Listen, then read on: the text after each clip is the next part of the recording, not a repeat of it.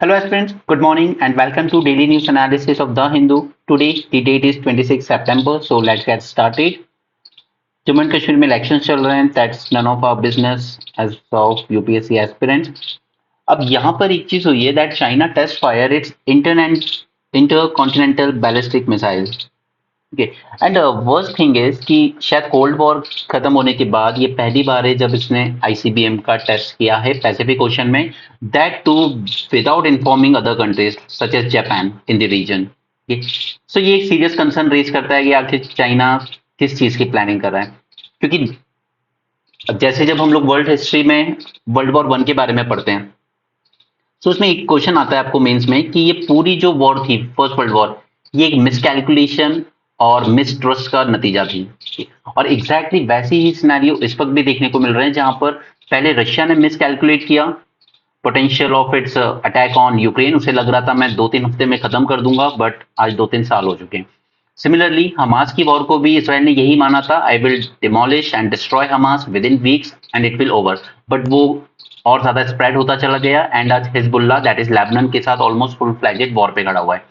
अगले दो सिनेरियो जो बन सकते हैं जिसके काफी ब्राइट प्रोस्पेक्ट भी दिख रहे हैं, वो है एक इंडिया पाकिस्तान की war for PoK and another one is China attack on Taiwan. ये दो सीरियस कंसर्न हैं वर्ल्ड कम्युनिटी के, जो लगता है कि शायद ऑलरेडी वर्ल्ड में जो डिस्टर्बेंस चल रहा है वो और ज्यादा एक्सटेंड हो सकता है. ओके, सो यहां पर China test fired first intercontinental ballistic missile into Pacific. China test launched intercontinental ballistic missile. This is first such exercise in decades, that is after end of Cold War. Japan said it had not been given advance notice and expressing serious concern about Beijing's military buildup. Pentagon ने भी warning दी थी that China was developing its arsenal more quickly than the US had anticipated. और एक organisation है SIPRI जो इसके बारे में रिपोर्ट देता है, उसने भी यही कहा था that China is having world's third largest stockpile of nuclear warheads after Russia and US. Beijing first test fired an ICBM into South Pacific in 1980s. Cold war का टाइम था तो उस वक्त ये चीजें एक्सेप्टेबल भी थी, एक दूसरे पर ट्रस्ट नहीं था, बट उसके बाद काफी टाइम तक पीसफुल रहा ये रीजन. अब चाइना वो कंट्री है जिसने पहले जापान साउथ कोरिया के साथ बहुत अच्छे रिलेशन रखे, क्योंकि उससे जापान और साउथ कोरिया से टेक्नोलॉजी और फंडिंग चाहिए थी अपने इंडस्ट्रियलाइजेशन के लिए. लेकिन पिछले 30 साल में वो इंडस्ट्रियलाइजेशन में इतना आगे निकल चुका है कि अब वो चाइना और साउथ कोरिया की परवाह नहीं करता ज्यादा. राइट. उस चाइना ने अपना फर्स्ट एटॉमिक टेस्ट किया था इन 1964. हाउएवर ये मेंटेन करता है कि I will never the first one two use nuclear weapons. जैसे कि इंडिया की नो फर्स्ट यूज पॉलिसी, उसी तरह चाइना भी कहता है हम लोग पहले अटैक नहीं करेंगे, हम सिर्फ रिटेलिएट करेंगे अगर हम पे न्यूक्लियर अटैक होता है तो. मिस्टर प्रेसिडेंट जी जब से बने, इनका एक मैसिव लेवल पर मिलिट्री मॉडर्नाइजेशन ड्राइव चल रहा है, upgrading its nuclear weapons to not only deter force but also be able to counter attack. अब चाइना आज उस लेवल पे खड़ा है जहां पर कभी वर्ल्ड वॉर वन के टाइम जर्मन खड़ा था. अब जर्मनी में उस वक्त जब वहां के जो किंग थे, उनको इंडस्ट्री लीडर्स कहते थे just give us 10 more years of peace and हम लोग इंडस्ट्रियलाइजेशन में सबको पीछे छोड़ देंगे, चाहे वो यूके हो, जापान हो, यूएसए हो या फ्रांस हो. ठीक है. लेकिन जर्मनी के उस वक्त जो किंग थे उनको इतनी ज्यादा मस्ती चढ़ी थी, no no I want to fight a war. और फर्स्ट वर्ल्ड वॉर हुई और जर्मनी वाज डिफीटेड और उसका इंडस्ट्रियलाइजेशन फिर से पीछे चला गया. हाउएवर उनके पास एक हिटलर जैसा लीडर आता है जो जिसने सिर्फ तानाशाही नहीं की. तानाशाही हमेशा बुरी नहीं होती है अगर वो देश के हित में है. अगर वो चीज सेल्फ इंटरेस्ट और आपकी खुद की पॉलिटिकल इंटरेस्ट आपकी पार्टी के उसके लिए की जाए तो फिर वो तानाशाही खराब होती है, क्योंकि पूरे अफ्रीकन कंट्रीज इसी की एग्जाम्पल हैं. हिटलर ने 10 ईयर्स में, जस्ट 10 साल में उसने फिर से जर्मनी को उसी लेवल पे खड़ा कर दिया इंडस्ट्रियलाइजेशन में जहां पे वो वर्ल्ड वॉर वन से पहले था. हालांकि वो भी थोड़ी जल्दबाजी कर गया लड़ाई में, बट देखिए हिस्ट्री हमेशा जीतने वाले दिखते हैं, इसलिए हिटलर को ऐसा विलन दिखाया गया. लेकिन अगर इमेजिन कीजिए कि हिटलर जीता होता सेकेंड वर्ल्ड वॉर, तो आज वर्ल्ड उसको हेल कर रहा होता as a liberator of colonies, क्योंकि उसने यूके को इतना वीक कर दिया था कि यूके के पास और कोई ऑप्शन नहीं था बट टू गो फॉर डीकॉलोनाइजेशन. अगर जर्मनी में हिटलर का राइज नहीं होता, सेकेंड वर्ल्ड वॉर नहीं होती, तो शायद इन सभी कॉलोनीज को इंक्लूडिंग इंडिया इनको इंडिपेंडेंस और ज्यादा लेट मिलती. Alright. So winners right the history वो प्रिंसिपल दिखाता है कि क्यों हिटलर एक विलन की तरह देखा जाता है. दूसरी गलती उससे जो हुई वो ये थी कि उसने ज्यूज की इंपॉर्टेंस को नहीं समझा. उसका एक कंसर्न ठीक था कि ज्यूज कॉर्नर कर रहे थे पूरी वेल्थ को जर्मनी की, ऑलमोस्ट 72, और जितनी भी बड़ी बड़ी एडमिनिस्ट्रेटिव जॉब्स थी उसमें ज्यूज बैठे हुए थे, इसलिए उसने इनका प्रोसिक्यूशन स्टार्ट किया। और दूसरा उसका ये मानना था कि these Jews are not nationalist. उसने अपनी पॉलिटिक्स के लिए इस तरह का इंप्रेशन क्रिएट कर दिया था पूरी जर्मनी में कि ये लोग गद्दार होते हैं, धोखेबाज होते हैं, जिस तरह की पोलराइजिंग पॉलिटिक्स आज हम लोग अपने इंडिया में देख रहे हैं। 70% वेल्थ को जब वो लोग कैप्चर कर रहे थे तो उसने ज्यूज का प्रोसिक्यूशन स्टार्ट कर दिया। बट वो ये भूल गया कि ज्यूज ही सबसे इंटेलिजेंट हैं साइंटिफिक कम्युनिटी में, और उसने अपने यहाँ का जो टैलेंट था या तो उनको मारना शुरू कर दिया या फिर उनको दूसरी कंट्रीज में भागने पे मजबूर कर दिया। इसके बाद जब यूएसए वर्ल्ड वॉर जीता तब तक नासा नहीं बना था, ठीक है, नासा बाद में बना है और इन्हीं जियो साइंटिस्ट की बदौलत बना हुआ है। आज भी यूएसए में सबसे ज्यादा जो नोबेल प्राइज वगैरह जीते जाते हैं हर साल, वो यही ज्यूइश कम्युनिटी के लोग होते हैं। आज सबसे बड़े बिजनेस हाउसेस जो चला रहे हैं अमेरिका में, यूएसए में, they belong to this Jewish community. ये सबसे ज्यादा इंटेलिजेंट भी होती है और सबसे ज्यादा प्रोस्पेरस कम्युनिटी भी यही है। हम लोग बात करते हैं इंडियन डायस्पोरा का इन्फ्लुएंस यूएसए में, it can be said that Indian diaspora का इन्फ्लुएंस यूएसए पॉलिटिक्स में just 1% when compared with the Jewish community that is there in USA. Okay, तो हिटलर से जो गलती वो हुई कि उसने अपने देश का जो बेस्ट टैलेंट था उसी का प्रोसिक्यूशन शुरू कर दिया, और यही साइंटिस्ट ने आगे जाके नासा को वहां पहुंचाया जहां आज वो है। इसलिए यूएसए को कहा जाता है it is melting pot of the world. आप में टैलेंट है, यूएसए आपको जगह देगा, ठीक है। वो खुद ढूंढ ढूंढ के टैलेंट लाता है अपने देश में, इसलिए वो आज सबसे आगे है वर्ल्ड में। लेकिन ये चीज हिटलर नहीं समझ पाया था, और यही इसी स्टेज पर खड़ा हुआ है आज चाइना, जहां पर अगर 25 से 30 इयर्स और वो पीसफुली एग्जिस्ट कर ले बिना किसी से फाइट किए, तो वो इंडस्ट्रियलाइजेशन में, मॉडर्नाइजेशन में, और जिन्हें हम एडवांस रिसर्च कहते हैं, उन सब में चाइना डेफिनेटली नंबर 1 होगा, इवन यूएसए को भी ओवरटेक कर जाएगा। लेकिन वो वही गलती कर रहा है कि उनका भी लीडर जो है वो हिस्ट्री में या दुनिया में सबसे बोल्ड दिखना चाहता है, सबसे पावरफुल दिखना चाहता है, और उस वजह से वो इस तरह की एग्रेसिव पॉलिसी फॉलो कर रहा है कि वो दोस्त कम और दुश्मन ज्यादा बना रहा है। दुश्मन से मतलब ये है कि ये जो कंट्रीज हैं इसके आसपास जिनको परेशान कर रहा है, वो उससे लड़ नहीं सकती, लेकिन वो उसके सपोर्ट में भी नहीं आएंगी कभी अगर वो वॉर में एंगेज हुआ, और ना ही वो न्यूट्रलिटी एक्सपेक्ट कर सकता है इन कंट्रीज से। जहां इनको मौका मिलेगा किसी पावरफुल कंट्री के साइड लेने का, फॉर एग्जाम्पल यूएसए, तो ये कंट्रीज उसका साइड जरूर लेंगी। सो प्रेसिडेंट जी जिनपिंग आज वही गलती कर रहे हैं जो कभी हिटलर ने की थी। Just 25-30 years of peaceful coexistence and it will give China the lead to number 1 position in the world. Alright, तो ये जो इस तरह की चीजें कर रहा है चाइना, ये उसी को अल्टीमेटली हार्म करेगा। एनीवे यहाँ पर हम बात करते हैं आईसीबीएम मिसाइल्स की, इंटरकॉन्टिनेंटल बैलिस्टिक मिसाइल। इसके अलावा मैं एक बार फिर से आपको रिवाइज करा देता हूँ अलग अलग मिसाइल टाइप्स। मैंने एक बार पहले भी कराए थे आपको, cruise missile, ballistic missiles and all those things. इस पे क्वेश्चन भी आया था प्रीलिम्स में, ठीक है। अब इसको ना बिल्कुल सिंपल वे में समझिएगा।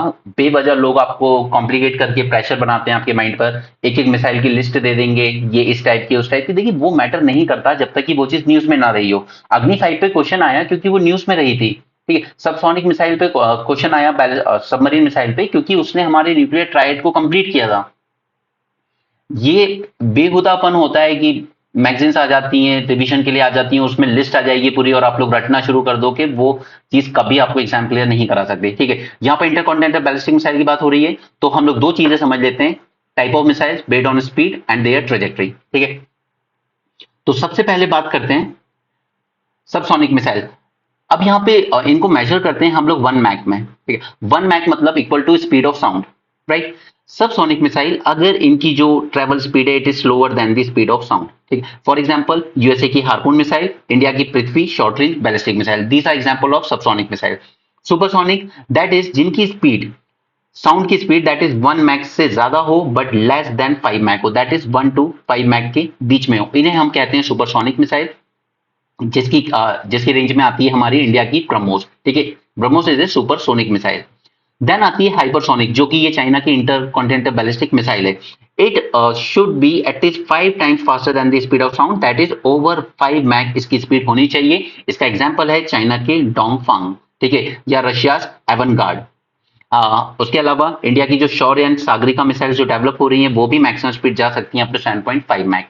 एंड इन हाइपरसोनिक मिसाइल का सबसे बड़ा जो बेनिफिट या एडवांटेज है वो ये है कि ये जो इनका डिफेंस मैकेनिज्म होता है उसको ब्रीच कर सकती है इजिली, ठीक ठीक है, इनको रोक पाना, हिट कर पाना इतना आसान नहीं होता है, इसलिए hypersonic missiles are the most deadliest one. ठीक है, इसलिए ब्रह्मोस को लेके इतना कंसर्न नहीं होता है वर्ल्ड में कभी। लेकिन ये जो मिसाइल्स अब बन रही हैं, शौर्य एंड सागरिका, या फिर जो हमारी ब्रह्मोस 2 बन रही है, वो एक सीरियस कंसर्न और थ्रेट क्रिएट करेंगी पाकिस्तान के लिए। ठीक है, तो ये 3 कैटेगरी हो गई बेस्ड ऑन स्पीड। अब जरा ट्रेजेक्टरी वाइज देख लीजिए। अब यहाँ पे एग्जैक्टली समझिएगा। ठीक है, क्रूज मिसाइल, क्रूज में इमेजिन कीजिए कि शिप जो चलता है पानी पे, स्ट्रेट चलता है, एकदम अर्थ के करीब चल रहा है, राइट। उसी तरीके से ये जो क्रूज मिसाइल है, ये धरती के बहुत सरफेस के बहुत क्लोज जाती है, ठीक है, और फिर अपने टारगेट को हिट करती हैं। अब अगर सपोज कीजिए कि यहाँ पे आपने रडार स्टेशन लगा लिया, आप ट्रैक करने की कोशिश करें, तो जब तक ये वाली जो क्रूज मिसाइल है वो इस पॉइंट पे नहीं पहुंचेगी, तब तक ये पकड़ नहीं पाएगा इसको। इसलिए क्रूज मिसाइल को डिटेक्ट करना ज्यादा मुश्किल होता है कंपेयर टू बैलिस्टिक मिसाइल। ठीक है, इनको डिटेक्ट करना ज्यादा मुश्किल होता है। जबकि ऊपर से जो हमारी इंटरकॉन्टिनेंटल बैलिस्टिक मिसाइल आ रही हैं, इनको देखिए, ये ऊपर से आती है ट्रेजेक्टरी फॉल, यहां तक जाएंगी अपने इंजन के दम पे, उसके बाद ये फ्री फॉल होती है under the influence of gravity. ये फ्री फॉल होती है और फिर टारगेट को हिट करती है। तो इस रडार के पास सफिशिएंट टाइम होता है इसको डिटेक्ट करने का। वो इसको यहां भी डिटेक्ट कर सकता है, या पूरी ट्रेजेक्टरी यहां डिटेक्ट कर सकता है, यहां डिटेक्ट करता है, कई जगहों पे डिटेक्ट करके इसको हिट कर सकता है और डिस्ट्रॉय कर सकता है। तो बैलिस्टिक मिसाइल्स जो हैं वो उतनी डेंजरस नहीं होती है, because they are easy to detect and hit. But cruise missile जो है वो ज्यादा मुश्किल होती है टू डिटेक्ट एंड हिट। अब 2 के अलावा एक तीसरी भी कैटेगरी होती है, which is called as fractional orbital bombardment system. ये क्या करता है, सपोज यहां से ये मिसाइल लॉन्च हुई, ठीक है, अब ये पूरा अर्थ के लो अर्थ ऑर्बिट में एंटर करेगी, घूम के आएगी, और उसके बाद यहां से वापस एंटर करेगी अर्थ के एटमॉस्फेयर में, और फिर जाके हिट करेगी। तो इसको डिटेक्ट करना और भी ज्यादा मुश्किल हो जाता है। It is called as FOBS, that is fractional orbital bombardment system. Okay, तो तीनों चीजें समझ में आई। ठीक है, ये जो क्रूज मिसाइल है इसी को ग्लाइड मिसाइल भी कहते हैं। ठीक है, glide missile, ballistic missile and this फॉप्स missile. तो ये तीनों तरीके समझ में आए। Ballistic missiles lofted trajectory follow करते हैं ये लोग। They work on principle of free fall flight after the boost phase. यहां तक हम लोग बूस्ट करेंगे इधर तक, उसके बाद ये फ्री फॉल होगी। ठीक है, अब जब ये फ्री फॉल होगी तो एक चीज है कि ये कंट्रोल में नहीं रहेगी हमारे, जबकि क्रूज मिसाइल जो है वो बिल्कुल हिट करने तक हमारे कंट्रोल में रहती है, हमारे कंप्यूटर सिस्टम के कंट्रोल में होती है। चाहे तो हम इसको थोड़ा सा मैन्यूवर करा सकते हैं, अगर कोई टारगेट हिट करने आ रहा है हमें, तो हम इसको ऊपर से मूव करवा सकते हैं। लेकिन यहां से जब एक बार फ्री फॉल शुरू हो गया, तो फिर ये कंट्रोल में नहीं है, वो अपने आप ही जाके वहां पे हिट करेगी। ठीक है, तो इसको फिर एनिमी रोक सकता है अपने डिफेंस सिस्टम से, right. Ballistic missile free fall flight follow करता है। एग्जाम्पल है इंडिया का अग्नि and Prithvi series of ballistic missile. ठीक है, इसलिए इनको रोक पाना फिर भी एनिमी के लिए पॉसिबल होगा, लेकिन जो ब्रह्मोस आएगी हाइपरसोनिक लेवल की, उसको रोकना उतना पॉसिबल नहीं होगा। अब इसी बैलिस्टिक मिसाइल को अगर मैं हाइपरसोनिक स्पीड पे कर दूं, तो फिर ये, सॉरी, ये कहलाएगी hypersonic glide vehicle. Ballistic missiles attaining the hypersonic velocities during reentry phase are hypersonic ballistic missile. यानी कि एक बार जब ये यहां से फ्री फॉल शुरू हुआ, अगर इस टाइम पर इसने स्पीड अटेंड कर ली ओवर 5 मैक, ठीक है, तो फिर ये कहलाएगी हमारी हाइपरसोनिक ग्लाइड व्हीकल। इसका एग्जांपल है चाइना की डोंगफांग मिसाइल। ठीक है, यह हाइपरसोनिक ग्लाइड व्हीकल है। उसके अलावा रशिया की Avangard, and India is in technology demonstration stage of this hypersonic glide vehicle, right. Cruise missile की बात करते हैं। इन्हें यूज करते हैं हम against terrestrial and naval target. क्यों? क्योंकि वो ऑब्वियसली जमीन पर ही है। अगर मान लो ऊपर होता आपका फाइटर जेट है, तो उसको नहीं कर सकती। क्रूज मिसाइल सरफेस की क्लोज चलती हैं, that remains in the atmosphere unlike ballistic missile. It flies their major portion of flight path at approximately constant speed before hitting the target. अब इसमें भी तीनों कैटेगरी हो सकती है क्रूज मिसाइल में, based on their speed. Subsonic होगा, that is 1 Mac तक, एग्जांपल यूएस की टोमाहॉक या इंडिया की निर्भय मिसाइल। सुपरसोनिक अगर 1 से 5 मैक के बीच में, दैट इज इंडिया की ब्रह्मोस मिसाइल। हाइपरसोनिक, हाइपरसोनिक जैसे रशिया की जिरकॉन मिसाइल या इंडिया की जो ब्रह्मोस 2 है, वो एक्चुअली जिरकॉन पर ही बेस्ड है। ओके, तो आपको ये दोनों चीजें समझ में आ गई होंगी, एटलीस्ट आई एक्सपेक्ट दैट। और थर्ड कैटेगरी है fractional orbital bombardment system. It is a warhead delivery system that uses the low earth orbit towards it's target destination. ठीक है, जैसे ही टारगेट के पास पहुंच रहा होगा, ये डी ऑर्बिट करेगा, लियो से नीचे आएगा और फिर अल्टीमेटली उसको हिट करेगा। Okay. Instead of ICBM, which follow a probable trajectory, this FOBS can avoid early warning system by approaching from the south polar region without revelation of the targets. Okay, इसीलिए ये missile और ज्यादा dangerous है as compare to ICBM. ये warning system को और easily avoid कर देता है। Russia develop this technology in 1960s, recently China also tested this system as well. Okay, अब ये दो न्यूज में रही हैं, intercontinental ballistic missile and सब surface ballistic missile. So these missiles are long range, ठीक है, इंटर कॉन्टिनेंटल है, that are capable of delivering nuclear warheads. It is part of India nuclear triad, तभी ये news में आया था सब कुछ। अग्नि 5 is India first intercontinental ballistic missile with a range of 5 to 8,000। ये पूरे एंटायर एशिया पैसिफिक रीजन को कवर करता है अपनी रीच में। मिशन दिव्यास्त्र सक्सेसफुली टेस्टेड अग्नि 5 missile using multiple independently targetable re-entry vehicle technology capable of striking multiple targets hundred of kilometers apart from single missile. Okay, यहां पर क्योंकि देखिए इंडिपेंडेंटली ये खुद से मल्टीपल टारगेट्स को कर सकता है। जैसे एक न्यूक्लियर, सपोज कीजिए कि एक न्यूक्लियर प्लांट इनका यहाँ है जहां वेपन बन रहा है, दूसरा यहाँ है, तीसरा यहाँ है, ठीक है। तो ऐसा नहीं है कि हमें 3 मिसाइलें लॉन्च करनी पड़ेगी, नहीं, ये यहाँ हिट करेगा, फिर इधर जाएगा हिट करने, फिर यहाँ एक वॉरहेड गिराएगा, ठीक है। तो इसी को कहते हैं हम लोग independently targetable re entry vehicle, वो भी मल्टीपल, ठीक है, MIRV।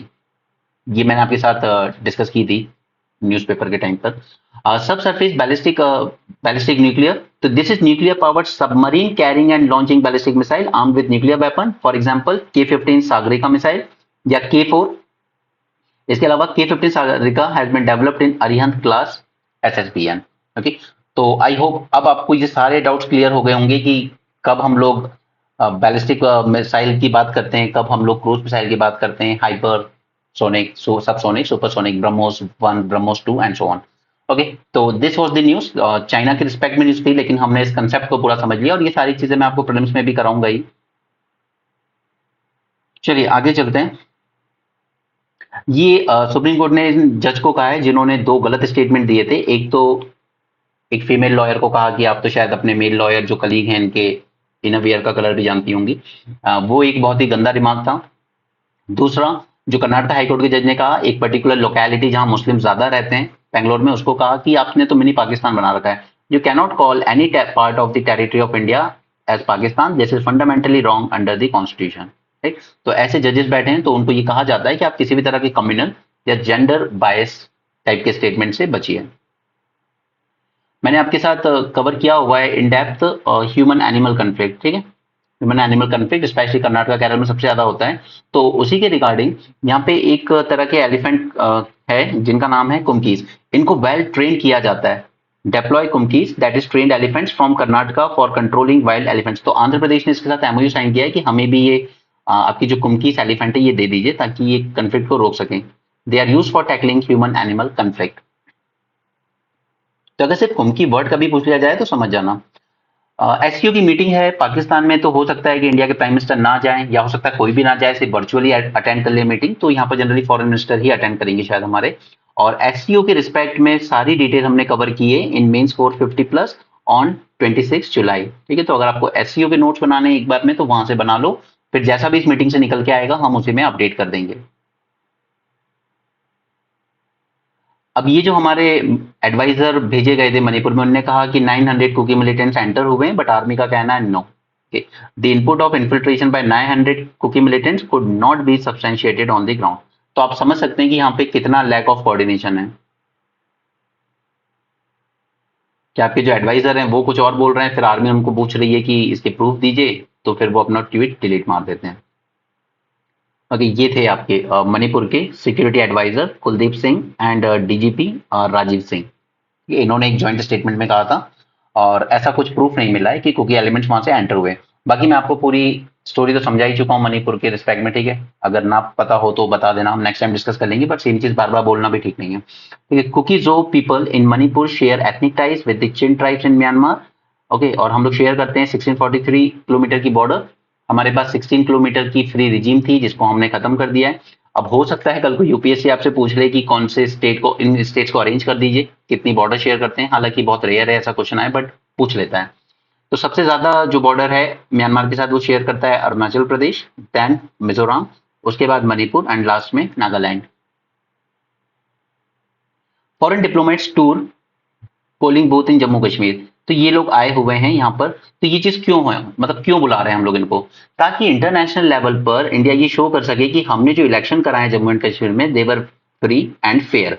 इसलिए हम लोग फॉरेन डिप्लोमेट्स को जनरली इस तरह से इनवाइट करते हैं। हमारे भी इलेक्शन कमीशन में इनवाइट किया जाता है जब मोस्टली कहीं अफ्रीकन कंट्रीज में इलेक्शंस होते हैं, एज ऑब्जर्वर इनवाइट वहां भी किया जाता है। जैसे बांग्लादेश में इलेक्शन हुए थे तो यूएस, यूके, यूएन इन सब ने कहा था कि नहीं ये इलेक्शन फ्री एंड फेयर नहीं हुए। तो उस टाइम पर शेख हसीना जी अगर कहती कि आप अपने एक मिशन को भेज दीजिए हमारे यहाँ पर, वो ऑब्जर्व कर सकता है कि पोलिंग कैसी चल रही है, उस हिसाब से आप लोग फिर जज कीजिएगा। तो इंडिया जब भी इस तरह की कभी एलिगेशन खासकर कश्मीर को लेकर आते हैं तो हम इंटरनेशनल ऑब्जर्वर्स को बुलाते हैं, आप आइए और देखिए कि इलेक्शन किस तरीके से हो रहा है, ताकि फिर यूएन पे बेवजह क्रिटिसिज्म ना किया जाए कि कल को मान लो फॉर एग्जांपल कल को वो जम्मू कश्मीर में स्टेटहुड मिल जाता है और बीजेपी की सरकार बन जाती है, तो पाकिस्तान वही राग अलापेगा यूएन में कि यहाँ पे इलेक्शन जो थे वो फ्री एंड फेयर नहीं हुए। इसलिए हम लोग इंटरनेशनल ऑब्जर्वर को बुलाते हैं इस तरीके से।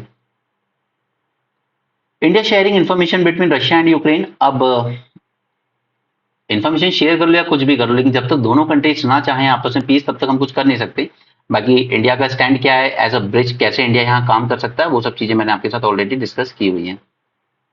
क्योंकि एक ही कंट्री है वर्ल्ड में जो कहीं ना कहीं थोड़ी सी न्यूट्रल दिख रही है इस पूरे केस में। अदरवाइज चाइना को देखो तो उसका टिल्ट थोड़ा रशिया की तरफ मिलेगा, बाकी कंट्रीज को देखोगे तो उसका टिल्ट यूक्रेन की तरफ मिलेगा। ओके। और अच्छा इसके रिस्पेक्ट में एक और चीज, अब देखिए ये तो सिंपल है कि यूक्रेन के प्रेसिडेंट को सिर्फ यही करना है कि अश्योरेंस देना है कि मैं नाटो की तरफ नहीं जाऊंगा, लेकिन वो दे नहीं रहे। इंडिया ये कह नहीं सकता कि आप ऐसा एक अश्योरेंस दे दीजिए रशिया को, क्योंकि नाटो के साथ फिर हमारे रिलेशन खराब होते हैं। और नाटो ने इंडिया को, अगर कभी आपको पूछा जाए क्या नाटो एक्सपेंशन में इंडिया को अगर मेंबरशिप दी जाती है तो इंडिया को लेनी चाहिए, ये चीज मैंने पूरी तरीके से डिटेल में एग्जामिन की आपके साथ 450 प्लस सीरीज में, ठीक है। अगर आप इंटरनेशनल रिलेशन की प्लेलिस्ट में जाएंगे यूट्यूब पे तो आपको मिल जाएगा कि कल को ये बातें आ सकती हैं, क्या इंडिया को चाइना की तरफ से जो थ्रेट आ रहा है, क्या उसकी वजह से इंडिया को नाटो के साथ किसी भी तरह का, नॉट फॉर्मली बट इनफॉर्मली भी, क्या नाटो प्लस स्ट्रेटेजी का पार्ट बनना चाहिए या नहीं बनना चाहिए। ओके। तो वो चीज हमने ऑलरेडी एग्जामिन की, क्योंकि इसी तरह के फ्यूचरिस्टिक क्वेश्चन आपसे पूछे जाते हैं आजकल यूपीएससी में, ताकि आपकी अंडरस्टैंडिंग देखी जा सके कि अल्टीमेटली आप आज सेलेक्ट हो गए, अगले 30 साल जॉब करोगे, 35 ईयर्स भी अगर जल्दी सेलेक्ट होते हो, तो वो एक्सपेक्ट करता है यूपीएससी आपसे कि आपके पास इस तरह की अंडरस्टैंडिंग हो कि इंडिया को कल को ऐसा ऑफर आता है तो हमें क्या करना चाहिए। India was not engage in the financial assistance and projects with Sri Lanka and Bangladesh with view to controlling their internal political dynamics. अब चाइना जब किसी भी तरह के इन्वेस्टमेंट वगैरह करता है कंट्रीज में, तो कहीं ना कहीं उसमें एक पॉलिटिकल एंगल होता है उसका, ठीक है। बट इंडिया के केस में ऐसा नहीं है। अगर हमने किसी की हेल्प की है, जैसे हमने श्रीलंका की हेल्प की with financial assistance of $4.5 billion, but हमने उसके साथ कोई कंडीशनैलिटीज नहीं लगाई कि आप ये करोगे वो करोगे। आईएमएफ लोन देता है, वो क्या करता है, वो कंडीशन इंपोज करता है, अपनी सरकारी कंपनी को प्राइवेटाइज कीजिए, अपने फिजिकल डेफिसिट को कंट्रोल कीजिए, अपने रेवेन्यू एक्सपेंडिचर डिक्रीज कीजिए, ठीक। तो इस तरह की अपनी करेंसी को डिवैल्यू की है, ये सारे कंडीशंस के साथ आते हैं आईएमएफ के लोन। जबकि इंडिया ने जब ये इतना बड़ा बेल आउट पैकेज दिलवाया उसको, तो कोई कंडीशनैलिटी हमने यूज नहीं की। लेकिन उसके बाद भी वही मैं कहता हूं कि जब तक हमारी soft power is not back by hard power, तब तक कुछ नहीं होने वाला, ठीक है। उसके बाद भी श्रीलंका के लोगों ने ऐसे आदमी को ही चुना है जो पूरी तरीके से प्रो चाइना माना जाता है, ठीक है। तो वो अल्टीमेटली चाइना के पास ही जाना है श्रीलंका को, चाहे हम कितनी भी उनकी मदद कर लें। वो इसीलिए होता है क्योंकि हमारी soft power is not back by hard power. कि ड्रोनिंग के बहुत केस आ रहे हैं यार, इसको हम लोग कर लेंगे एक बार 20 मिनट के सेशन में, क्योंकि सुसाइड पे ज्यादा केस आए थे तो उसने सुसाइड पे क्वेश्चन पूछा, यहाँ ड्रोनिंग पे आ रहे हैं तो हमें इसके रिगार्डिंग भी एक बार देख लेंगे। अच्छा, यहाँ पे बात की गई है leaders at UN urge world's wealthiest to do more on climate, ठीक है। तो ये क्लाइमेट वगैरह के बारे में हमने काफी बात की है। COP28 में काफी सारे इनिशिएटिव्स निकले जो मैं आपको अभी प्रीलिम्स रिवीजन सीरीज में कराऊंगा कुछ ही दिन में बस। ओके। इसके अलावा यहाँ पे ये सारी चीजें मेंशन की गई है कि हम न्यूक्लियर पावर प्रोडक्शन को बढ़ाने के लिए क्या कर सकते हैं, क्योंकि वो भी एक रिन्यूएबल एनर्जी ही मानी जाती है। तो उसके लिए स्मॉल मॉड्यूलर रिएक्टर एक बहुत इंपॉर्टेंट चीज है। ये एक नया रेवल्यूशन ला सकते हैं न्यूक्लियर एनर्जी में। तो ये मैंने मेंस 450 प्लस में कवर किया हुआ है, इसको आप देखेंगे। इस बार नहीं पूछा गया डजंट मीन कि आगे नहीं पूछा जाएगा। उसके अलावा सेमीकंडक्टर मैन्युफैक्चरिंग की बात है तो इंडिया इसको प्रमोट कर रहा है, सेम चीज हमने 450 प्लस में एग्जामिन की है पूरी। और डिजिटल पब्लिक इंटरफेस, ये बार बार न्यूज में आता है, इसी को हम कहते हैं इंडिया स्टैक्स।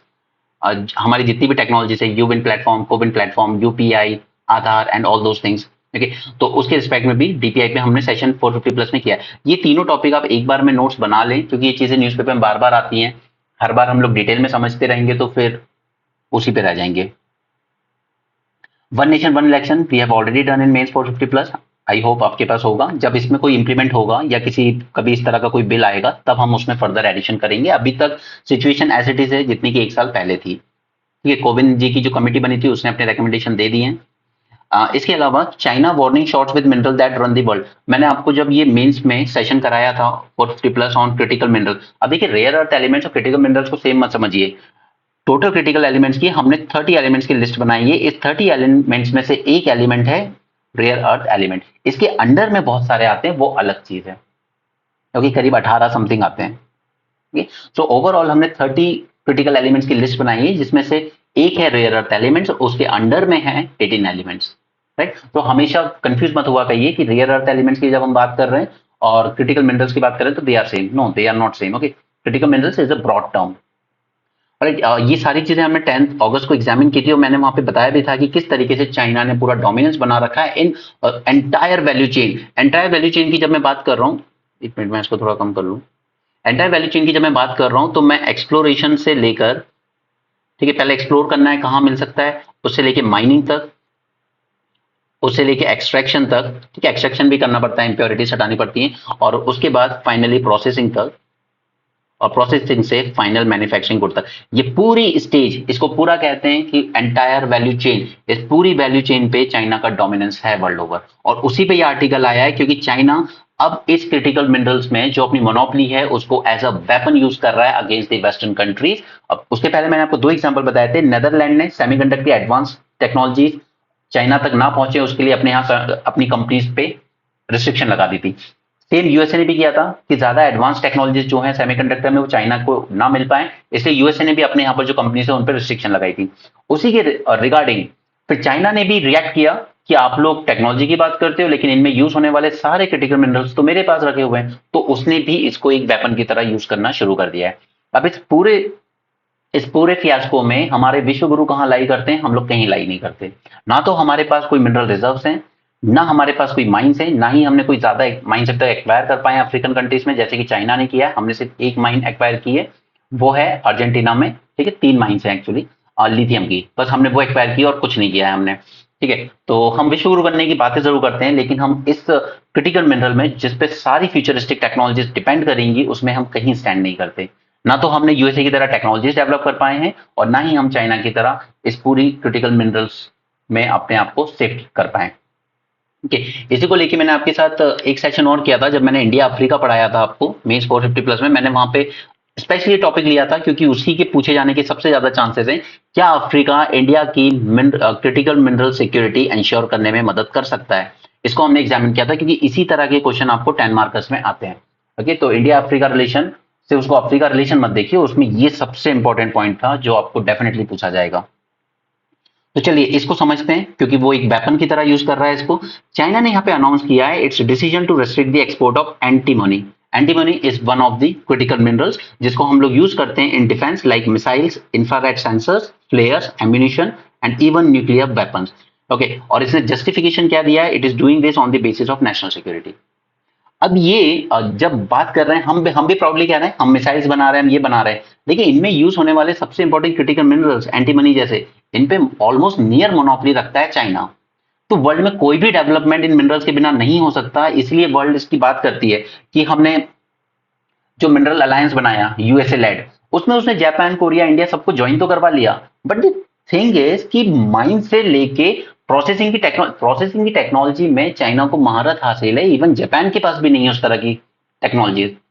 तो ये कहीं भी कि चलिए यूएसए इंडिया में हम लोग लगाएंगे प्रोसेसिंग फैसिलिटीज, नहीं है, वो टेक्नोलॉजी नहीं है, उस लेवल की नहीं है जैसे चाइना। चाइना ने जब भी कोई इकोनॉमिक डिसीजन लिया है ना पूरी हिस्ट्री में अपनी, हमेशा अपने नेट सिक्योरिटी को ध्यान में रखते हुए, उसको पता था कि ये क्रिटिकल मिनरल्स, इनकी माइनिंग एक्वायर करना ये सब तो ठीक है, लेकिन इनकी प्रोसेसिंग की टेक्नोलॉजी पे मुझे खासकर वर्क करना है, क्योंकि अल्टीमेटली वही डिसाइड करेगी कि किसके पास मोनोपोली आएगी। ऑस्ट्रेलिया तो चाइना से थोड़ा अलग है ना, वो तो यूएसए के क्लोज है, लेकिन ऑस्ट्रेलिया भी अपने यहाँ पर जो क्रिटिकल मिनरल्स की माइनिंग होती है उनकी प्रोसेसिंग करने चाइना ही भेजता है, क्योंकि उतनी एफिशिएंट एंड इफेक्टिवली इनकी प्रोसेसिंग और कोई कंट्री कर ही नहीं सकती, ना जापान, ना यूएसए, ना कोई और। विश्वगुरु तो खैर स्टैंड ही नहीं करते वहां।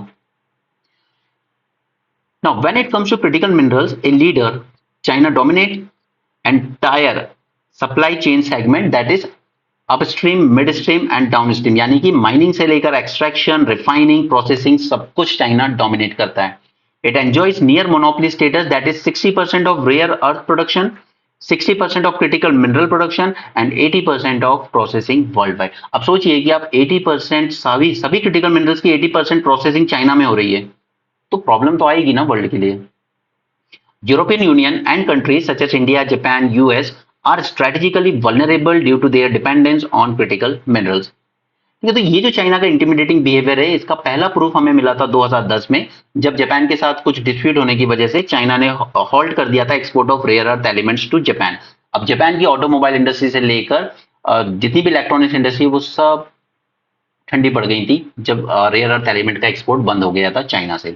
ठीक है, तो ये पहला थ्रेट था जब 2010 में वर्ल्ड को जाग जाना था कि चाइना क्यों इसमें इतनी मोनोपोली बना रहा है। It also led to serious global discussion that world's dependence on China for strategic minerals. The recent anti-money episode जो अभी हुआ है, it reaffirmed the Western belief that China is willing to use critical mineral to coerce the other nation. In 2023, following the decision by Netherlands to restrict the supply of semiconductor equipment, obviously उसने Netherlands ने US के pressure में किया था ये, China announce to the curbs on export of gallium and germanium. आप मुझे अगर सेमीकंडक्टर की एडवांस टेक्नोलॉजी नहीं देंगे तो मैं उसमें यूज होने वाला ना आपको गैलियम दूंगा ना जर्मेनियम दूंगा, बना लो आप टेक्नोलॉजी। ठीक है, ये दोनों क्रिटिकल मिनरल सोलर सेल में भी यूज होते हैं और कंप्यूटर चिप्स में भी यूज होते हैं। Then again in 2023, US announced export control on advanced computing, semiconductors and semiconductors manufacturing equipment। तो चाइना ने फिर से रेसिप्रोकेट किया और कर्व कर दिया export of high purity and high hardness and high intensity synthetic graphite material and natural flake graphite and its products, जो कि यूज किए जाते हैं इलेक्ट्रिक व्हीकल में, बैटरीज में, फ्यूल सेल में, न्यूक्लियर रिएक्टर्स में। ठीक है, तो ये दो एग्जाम्पल हैं कैसे नीदरलैंड और यूएसए ने जब उस पर सेमीकंडक्टर एडवांस टेक्नोलॉजी को लेकर कर्व लगाए तो उसने भी रिएक्ट किया कि मैं भी आपको गैलियम जर्मेनियम का एक्सपोर्ट नहीं करूंगा। ओके, उसके अलावा मैं आपको ग्रेफाइट मटेरियल या नेचुरल फ्लेक ग्रेफाइट भी नहीं दूंगा। राइट, तो ये दो नीदरलैंड और यूएसए की एग्जांपल आप याद रख सकते हैं। Next is sending a strong signal that if push to the wall China would not hesitate to weaponize the critical mineral supply chain. China has also restricted the export of rare earth processing technology. Now, this is the most important thing, rare earth processing technology. क्योंकि इनकी mines चलो हमें दूसरी country से मिल भी जाए, लेकिन processing technology China किसी से शेयर नहीं करता है। इनफैक्ट उसके यहाँ जो कंपनीज में एंगेज है उन पर बहुत स्ट्रिक्ट रेगुलेशन वो लगाता है कि आपकी ये जो टेक्नोलॉजी आप इसमें जो फर्दर डेवलपमेंट कर रहे हो ये बाहर नहीं जाने चाहिए। इसलिए मैं कहता हूँ कि चाइना भले ही अब कहे कि वो लिबरल है, लेकिन वो उतना मार्केट बेस इकोनॉमी नहीं है उसकी, वो अभी भी कंट्रोल करके रखता है अपने यहाँ, not just public companies but also private companies. आप एक और पैटर्न देखेंगे कि अफ्रीका, साउथ अमेरिका में जब माइंस एक्वायर करती है चाइनीज कंपनी, अधिकतर वो चाइनीज कंपनी या तो गवर्नमेंट कंपनीज है वहां की या फिर प्राइवेट कंपनीज हैं which is strictly regulated by China, और वहां के जो पब्लिक सेक्टर बैंक्स हैं उनके थ्रू फंड होते हैं सारे प्रोजेक्ट्स। इसीलिए चाइना अपने स्टेट में, इसीलिए पता है हमारे यहाँ तो कहते हैं कि 6% वर्कफोर्स सरकारी नौकरियों में है तो ये बहुत बड़ी बात हो गई है, सरकार इसको कम कर रही है। या चाइना में 26% लोग गवर्नमेंट जॉब्स में हैं। उन्होंने बड़े बड़े पब्लिक सेक्टर बैंक्स को बोल रखा है कि इन प्राइवेट कंपनीज के जो फॉरेन में इन्वेस्टमेंट होंगे उनको आप फंड करेंगे, ताकि ये प्राइवेट कंपनीज वापस यहीं लेके आएंगी माइन करके, कहीं और नहीं बेच सकती। ये प्राइवेट कंपनीज जब और एडवांस टेक्नोलॉजीज डेवलप कर रही है प्रोसेसिंग के लिए, तो वो अगर बाहर जाएंगी तो फिर हम उनकी ये सारे लोन एंड ऑल ये सब, क्योंकि जो पैसा दे रहा है वही अल्टीमेटली कंट्रोल करता है। उसके बाद वो बैंक से लोन दिलवाता है सरकारी कंपनी की, जाओ बाहर एक्वायर करो माइंस। और हम लोग क्या कर रहे हैं, हम अपने पब्लिक सेक्टर्स को प्राइवेटाइज किए जा रहे हैं। ठीक है, अभी निर्मला सीतारमन जी ने स्टेटमेंट दिया था इलेक्शन से पहले कि हम सिर्फ 4 बैंक्स रखेंगे और 4 सरकारी कंपनियां रखेंगे, बाकी सब प्राइवेटाइज कर देंगे। ठीक है, वर्कफोर्स गवर्नमेंट जॉब्स में हमें और कम करनी है। इसका एग्जांपल मैंने आपको पहले भी दिया, फॉरेन सर्विस में हमारी वर्कफोर्स सिंगापुर से भी कम है। ठीक है, तो विश्व गुरु बनने की से बातें करने से नहीं होगा, हम लोग उस तरह से नहीं कर रहे हैं काम जैसे चाइना जैसी कंट्रीज कर रही हैं। In addition to technologies used to extract and separate critical minerals, hamstringing the US-led attempt to build an alternate supply chain। ये सारी चीजें, क्योंकि अगर आपने प्रोसेसिंग टेक्नोलॉजी ही शेयर नहीं की वर्ल्ड से, तो यूएस लेड चाहे कितने भी क्रिटिकल मिनरल अलायंस बना ले, कुछ नहीं होने वाला। ज्यादा से ज्यादा से माइंस ही एक्वायर कर पाओगे ना, प्रोसेसिंग करने कहाँ जाओगे? और अगर खुद से करोगे भी तो ये टेक्नोलॉजी उस लेवल तक आप स्केल अप नहीं कर सकते अभी, जो चाइना पिछले 20 साल से कर रहा है। चाइना ने 2004 में स्टार्ट किया था ये प्रोसेसिंग टेक्नोलॉजी पे वर्क करना, और 2010 तक आते आते उसने महारत हासिल कर ली थी इसमें, और आज वो बहुत आगे है इस चीज में। Hardening foreign policy posture, restricting access to strategic resources, hitting the enemies weak point. यही वीक पॉइंट है सभी एनिमीज का कि क्रिटिकल मिनरल्स के बिना कुछ नहीं बन सकता। Therefore, this is expected from an aspiring great power such as China, which seek to leverage its status as a mineral power. Critical mineral export control have now become a part of China's foreign policy objective. Okay, वो acquire करता है mines. First, Beijing is reminding the West of its strategic dependency on China by demonstrating its status as a mineral power and exerting control over supply chain. This is the first point. Second is, China is responding in like and believes that it is acceptable to take advantage of the situation to sabotage the West critical mineral supply chain, which will hinder the development of high-tech sectors and undermine their efforts to decouple and de-risk. Specially वो critical minerals जिनके dwell use होते हैं, यानी कि वो civilian purpose में भी use किए जा सकते हैं और डिफेंस पर्पस में भी. ठीक है, like for example needed in building of Virginia class submarine and F-35 fighter aircraft. USA ये सब बनाता है बट क्रिटिकल मिनरल्स के दम पे, तो चाइना ऐसे मिनरल्स को ज्यादा टारगेट करता है. This shows that aggressive, reciprocal and coercive approach has taken over the cooperative and collaborative approach. ये आपको कोट करना चाहिए अपने आंसर में कि वर्ल्ड को एग्जैक्टली क्या चाहिए, कोऑपरेटिव एंड कोलैबोरेटिव अप्रोच, ताकि लाइफ अच्छी बनाई जा सके, लोगों की अर्थ को बेटर बनाया जा सके. बट हम लोग कर क्या रहे हैं, aggressive, reciprocal and coercive approach follow कर रहा है वर्ल्ड, ना कि cooperative and collaborative approach. That Chinese curbs via export control will only grow as ties with the West deteriorate, and China will push forward exploration, increase critical mineral capacity, and enhance mineral resources reserves over the next 5 years. विश्व गुरु की बात कर लेते हैं. So India remains vulnerable due to its strategic dependence on China, चाहे वो lithium हो, निकल हो, कोबाल्ट हो या कॉपर हो. हम ऑलरेडी इंपोर्ट करते हैं critical minerals as high as 34,000 crore in financial year 23. India's hunger for mineral will only grow and so will the import cost, further increasing India's vulnerability. So ये जो एंटीमोनी का incident हुआ है, this episode must act as a wake-up call for India and policy makers who have been slow in taking precautionary measures, and we need to invest in developing alternative supply chain. Right? So this was a wonderful article. चलिए आगे चलते हैं. ये सब कोई काम के नहीं है. ओके, पहली बात है ऑस्ट्रेलिया इंडिया पुश फॉर सीसा टॉक, क्योंकि अभी हमने क्या किया था इनके साथ, पूरा तरीके से सीसा तो साइन नहीं हो पाया था, लेकिन हमने एक early harvest bilateral pact sign कर लिया था इनके साथ, which is known as economic cooperation and trade agreement. ये चीज मैंने आपके साथ डिस्कस की है FTA 2.0 पे जो सेशन बनाया था मैंने इन मेंस 450 प्लस, उसमें मैंने ये सारी बातें की थी कि हम पुराने FTA रद्द करके नए सिरे से क्यों बना रहे हैं. ओके, तो यहाँ पर दोनों ने शेयर गोल रखा है $100 बिलियन का इन बायलैटरल ट्रेड बाय 2030. अब इनके साथ हम सीसा साइन क्यों नहीं कर पा रहे हैं, क्योंकि हमारा मेन कंसर्न है agriculture and dairy products. Australia में बेस्ट क्वालिटी के बनते हैं, सस्ते भी होते हैं, ठीक है, क्योंकि इकोनॉमी ऑफ स्केल है उनके पास, तो इससे हमारे फार्मर्स को नुकसान होगा. और आप समझ भी सकते हैं कि agriculture export to India rising 60%. सिर्फ अभी तो हमने सीसा साइन नहीं किया, हमने तो सिर्फ economic cooperation trade agreement sign किया था, एटा, और इस एटा के बाद ही जो एग्रीकल्चर एक्सपोर्ट है ऑस्ट्रेलिया से इंडिया की तरफ, वो 60% बढ़ चुके हैं. तो हमारे एग्रीकल्चर सेक्टर को और लॉस होगा अगर हम ऑस्ट्रेलिया के साथ सीसा साइन करते हैं. इसी वजह से हमने अभी तक इसको अवॉइड किया हुआ है.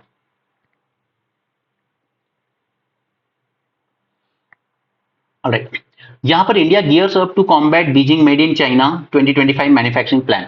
अब इसको ना आप दो तरीके से यूज कर सकते हो. पहला, चाइना ने जिस तरह के गोल सेट किए वही इंडिया को भी उसी तरह के गोल सेट करने, तो एक तो यहां यूज कर सकते हो.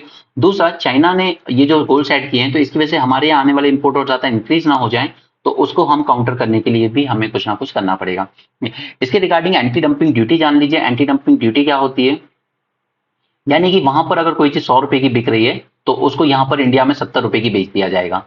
क्यों बेचा जाएगा, क्योंकि वहां पे ओवर प्रोडक्शन हुआ है. अब इसमें ये 70 रुपए की बेच के अपना लॉस नहीं करवा रहे हैं, but at the same time India, suppose कीजिए कि इंडिया में ही वो चीज 100 रुपए की बन रही थी, तो हमारे जो डोमेस्टिक मैन्युफैक्चरर्स थे उनको खत्म कर दिया जाएगा. ठीक है, और हमारी इंपोर्ट डिपेंडेंसी और ज्यादा बढ़ जाएगी. फिर बाद में जब इनको लगेगा कि इंडिया के प्रोडक्ट्स कॉम्पीट नहीं कर सकते हमारे साथ, तो वापस इसको बढ़ा के 100 कर देंगे. 100 कर दो या 120 कर दो.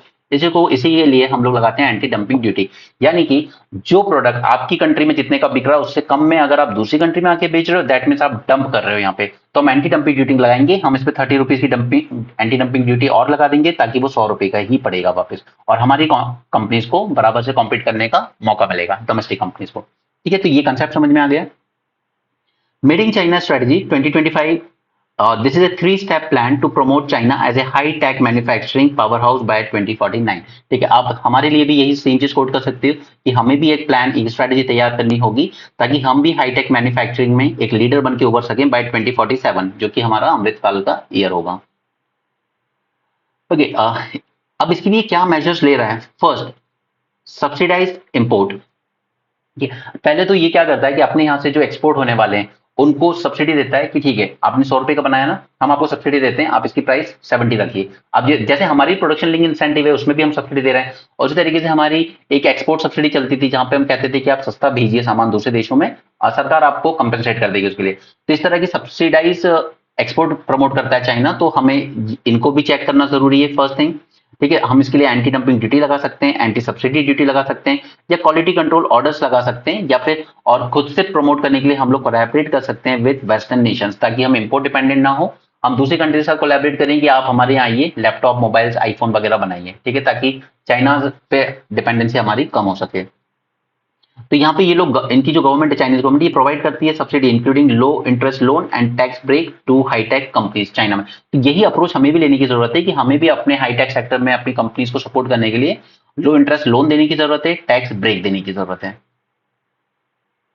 India is utilizing both options, imposing anti-dumping duty or anti-subsidy duty and implementing quality control order to check the import of cheap items from China। ये इंडिया का अप्रोच होगा इसको काउंटर करने के लिए।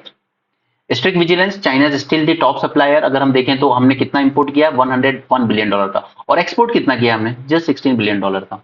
ट्रेड डेफिसिट देख रहे हो, around $85 billion.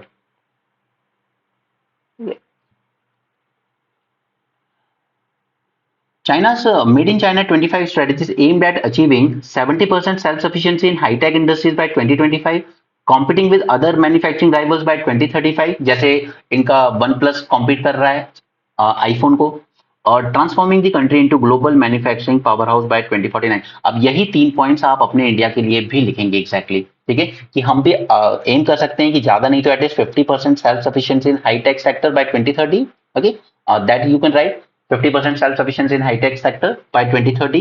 Similarly, competing with other manufacturing rivals by say 2040 and transforming our country into global manufacturing powerhouse by say 2047 अमृतकाल।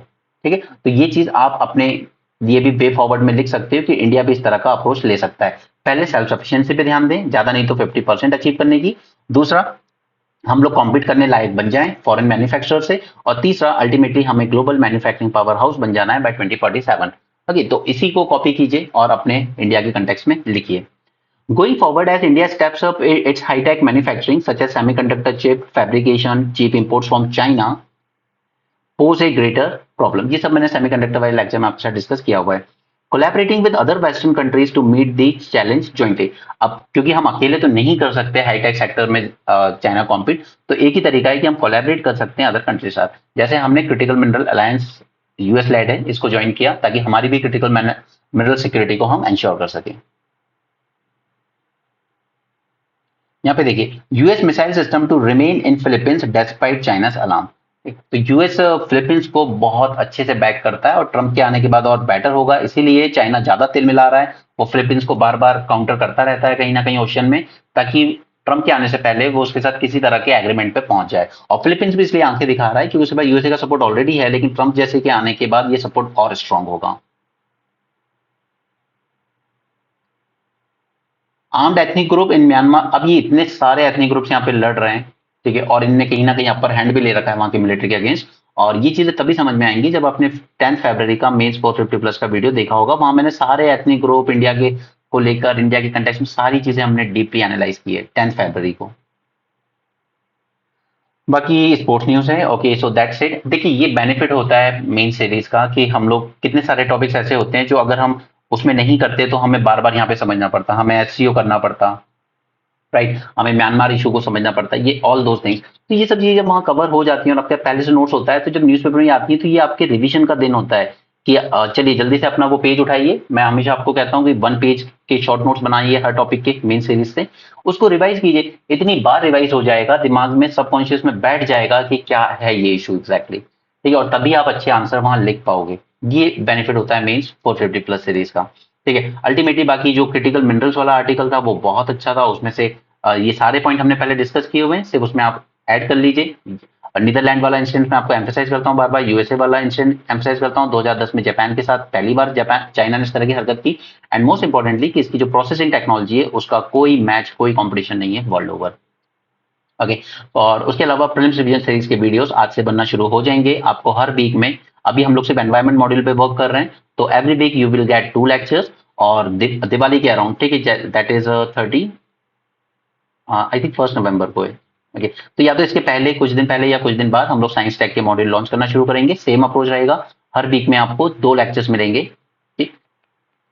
अभी से शुरू करने का मोटिव यही है क्योंकि साइंस टेक और एनवायरमेंट में अगर हमने एज ले ली, ठीक है, तो फिर हम लोग प्रीलिम्स में बहुत अच्छा परफॉर्म कर लेंगे। ठीक है, बाकी पॉलिटी इकोनॉमी का स्टैटिक आपको संभालना है, वो मैं सिर्फ आपको क्विक रिवीजन कराऊंगा डेली टारगेट देकर, और जहां जो चैप्टर मुझे आपके साथ डिस्कस करने होंगे लाइक सेंटर स्टेट रिलेशन या फंडामेंटल राइट्स के इंपॉर्टेंट, वो मैं आपके साथ जनवरी के बात करूंगा। So that's it for this session. Thanks for joining, have a great day and keep learning.